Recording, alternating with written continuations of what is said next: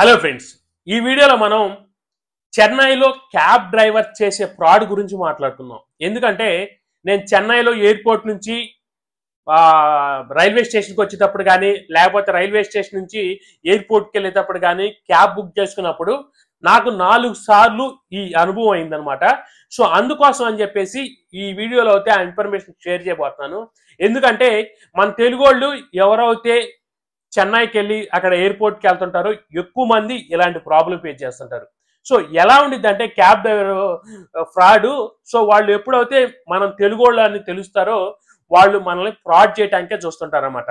అంటే ఎలా అంటే ఫస్ట్ ఇప్పుడు నేను రైల్వే స్టేషన్లో దిగి అక్కడ ఎయిర్పోర్ట్కి వెళ్ళేటప్పుడు 2 సార్లు నాకు ఇలాంటి ప్రాబ్లం ఫేస్ చేశాను. అదేవిధంగా ఎయిర్పోర్ట్ నుంచి రైల్వే స్టేషన్కి వచ్చేటప్పుడు కూడా 2 సార్లు ఇలాంటి ప్రాబ్లమే ఫేస్ చేశాను.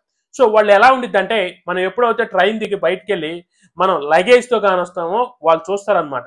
సో వీళ్ళు తెలుగు వాళ్ళు లాగుండారు, సో వీళ్ళు ఈజీగా మోసం చేయొచ్చు అని చెప్పేసి వాళ్ళు ఏమంటారంటే పాంగ్లోనే మీకు క్యాబ్ కావాలని అడుగుతారు. సో ఒకవేళ మనం క్యాబ్ కావాలన్నాం అనుకో, వాళ్ళు ఏం చేస్తారంటే వాళ్ళు మీకు ఎక్కడికి కావాలని అడుగుతారు. ఎయిర్పోర్ట్ కంటే వాళ్ళు చెబుతారు అనమాట, 1000 రూపాయలు లేకపోతే 1500 చెబుతారు. సో చెప్పి తర్వాత ఏంటంటే మనతో బేరం మాట్లాడుకున్న తర్వాత, ఫర్ ఎగ్జాంపుల్ ఇప్పుడు నేను ఒక 1200 మాట్లాడుకున్నాను అనుకో, వాళ్ళు ఏం చేస్తారంటే ఒక 200 నాకు ఇవ్వు ఫస్ట్ అడ్వాన్స్ అంటారు. మనం ఇచ్చామనుకో తర్వాత మనం ఏమనుకుంటామంటే సో 1000 రూపాయలు ఇంక ఇవ్వాలి కావాలి, మనం దిగిన తర్వాత 1000 రూపాయలు ఇద్దాం అనుకుంటాం. సో వాడేం చేస్తాడంటే వాడు ఇంకొకరిని క్యాబ్ డ్రైవర్ని పిలుచుకొస్తాడు. అంటే వీడు ఏం చేస్తాడంటే ఏజెంట్ లాగా అనమాట క్యాబ్ డ్రైవర్కి మనకు మధ్యలో. వాడు క్యాబ్ డైరెక్ట్ గా మనం ఏం ఫస్ట్ ఏమనుకుంటాం అంటే వాడే క్యాబ్ డ్రైవర్ కావాలి అనుకుంటాం. కాకపోతే ఏంటంటే వాడెళ్ళి ఇంకొకటి పిలుచుకొస్తాడు. సో మనం క్యాబ్ లో ఎక్కిస్తాడు. క్యాబ్ లో ఎక్కించి మనం ఎయిర్పోర్ట్కి వెళ్ళిన తర్వాత మనం 200 ఇచ్చాం కదా, మనం 1000 రూపాయలు అయిపోతే వాడు తీసుకోడు. వాడేమంటా అంటే నాకు 1200 కదా మాట్లాడుకుంది, 1200 ఇవ్వమంటాడు. సో మనం ఏమంటామంటే ఆల్రెడీ 200 అక్కడ నేను అతను పే చేసా కదా అంటే వాడు ఒప్పుకోడు. సో ఇలాంటి ఫ్రాడ్ ఒక టైప్ ఉంటాయి అనమాట. ఇంకొకటి ఎలా ఉండిద్ది అంటే వాళ్ళు ఒకవేళ మనం వెళ్ళే దారిలో ఏదైనా దీని గురించి మాట్లాడామంటే వాళ్ళు ఏం చేస్తారంటే ఒక్కోసారి మన దగ్గర డబ్బులు తీసుకొని మధ్యలో దింపేస్తారు. అట్లా ఉండారనమాట. ఒకసారి నేను ఎయిర్పోర్ట్ నుంచి రైల్వే స్టేషన్కి వద్దామని చెప్పేసి మిడ్ నైట్ అయితే నేను సింగపూర్ నుంచి వచ్చి దిగటం జరిగింది ఎయిర్పోర్ట్లో.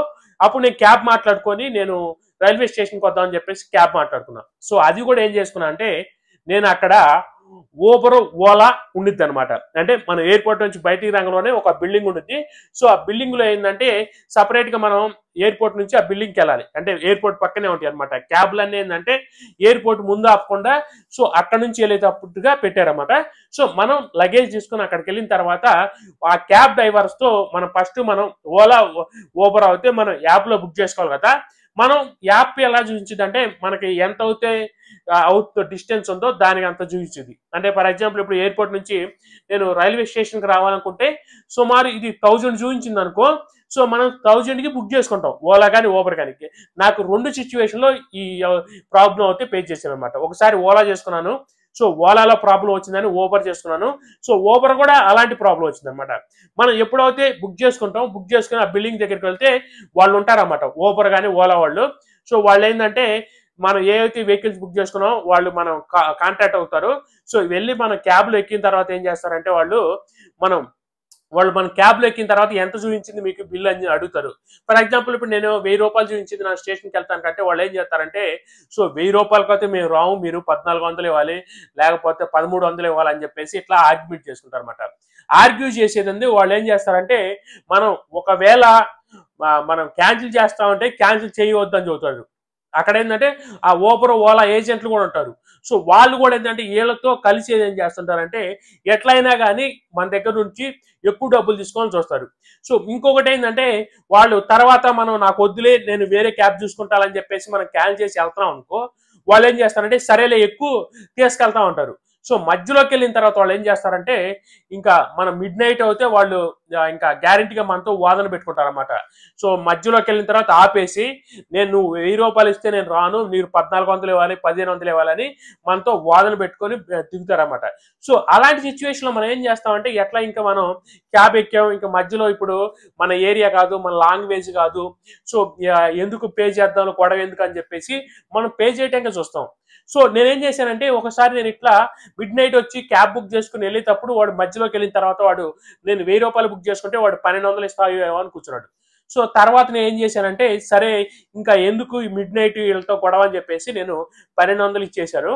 సో దిగిన తర్వాత నేనేం చేశానంటే ఆ క్యాబ్ డ్రైవర్ని ఫోటో తీసుకొని ఏం చేశానంటే ఆ ఓలా కంపెనీకి ఏంటంటే మెయిల్ పెట్టడం జరిగింది. మెయిల్ కానీ లేకపోతే వాళ్ళకి చాట్ చేసి నేను చెప్పాను అనమాట, ఇట్లా నేను ఎయిర్పోర్ట్ నుంచి చెన్నై సెంట్రల్లోకి నేను క్యాబ్ బుక్ చేసుకున్నాను, కాకపోతే ఇక్కడ నాకు చూపించింది 1000 రూపాయలు చూపించింది, కానీ వాడు ఇట్లా బెదిరిస్తున్నాడు 1200 అని చెప్పేసి నేను ఓలా వాడికి కూడా వాడితో చాట్ చేశా. కానీ నేను ఎన్నిసార్లు చాట్ చేసినా నా ఏవైతే ఇష్యూ పేజ్ చేశానో వాళ్ళు కూడా ఏంటంటే అసలు పట్టించుకోవట్లేదు అనమాట, అంటే రిప్లై ఇవ్వట్లా. సో ఎలా ఉండిద్ది అంటే చెన్నై ఈ సిచ్యువేషన్ వరస్ట్ అనమాట. ఈ ఓలా ఓబరో వీళ్ళకి కూడా ఏంటంటే ఇక్కడ క్యాబ్ డ్రైవర్స్ ఫ్రాడ్ చేస్తారని తెలుసు, అయినా కానీ వాళ్ళ మీద ఎలాంటి యాక్షన్స్ తీసుకోరన్నమాట.